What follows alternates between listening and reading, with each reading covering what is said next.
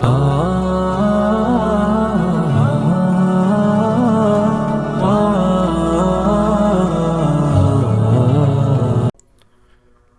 اللہ الرحمن الرحیم الحمد للہ رب العالمین والصلاة والسلام علی سید الانبیاء والمرسلین۔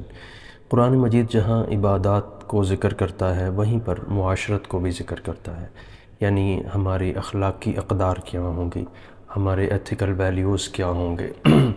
قرآن مجید نے ان ایتھیکل ویلیوز کو اور ان معاشرتی اقدار کو تقریباً قرآن مجید کی 100 آیات سے زیادہ میں بیان کیا ہے۔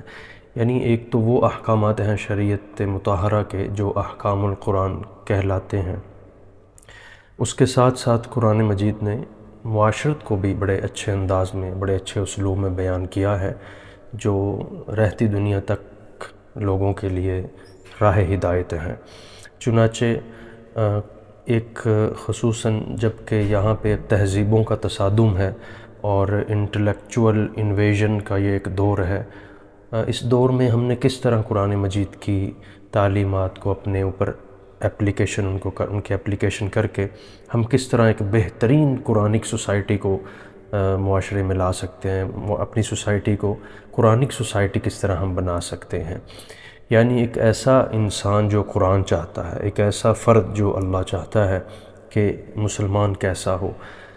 ہم نے کوشش یہ کی ہے کہ ایک سیریز بنائیں گے جس میں قرآن مجید کی ان آیات کو، سلیکٹڈ ورسز کو ہم مینشن کریں گے جن میں معاشرتی آداب اور ایتھیکل ویلیوز کو بیان کیا گیا ہے۔ یعنی تقریباً 100 ایپیسوڈز تقریباً ہوں گی، 100 اس کی مختصر سی ہم گفتگو 100 آیتوں سے متعلق کریں گے۔ ہر آیت پہ ہم پہلے یہ ذکر کریں گے اس آیت کا ریفرنس، پھر اس کی انٹرپریٹیشن اور پھر اس کی اپلیکیشن کیا ہے، کہ ہم صحیح طور پر بچوں میں، بڑوں میں اور ایجڈ افراد میں کہاں پر قرآن مجید کی کس آیت کو ہم کہاں فٹ کر سکتے ہیں۔ اس دور میں بڑا چونکہ یہ ضروری ہے، جب کہ رجال کار کی کمی ہے اور تہذیبوں کا آپس میں تصادم ہے، اور ہماری جو اسلامی تہذیب کی ایک خاص شناخت ہے وہ بڑی بلر ہو کر رہ گئی ہے۔ اس لیے ضروری ہے کہ اس پر بھی کام کیا جائے۔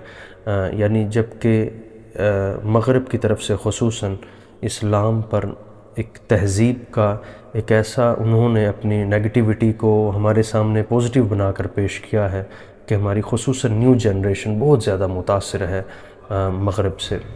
اس لیے ضروری ہے کہ ہم قرآن مجید کی وہ آیات جن میں معاشرتی آداب اور احکام کو بیان کیے گئے ہیں ان کو اپنی زندگی پہ اپلائی کریں۔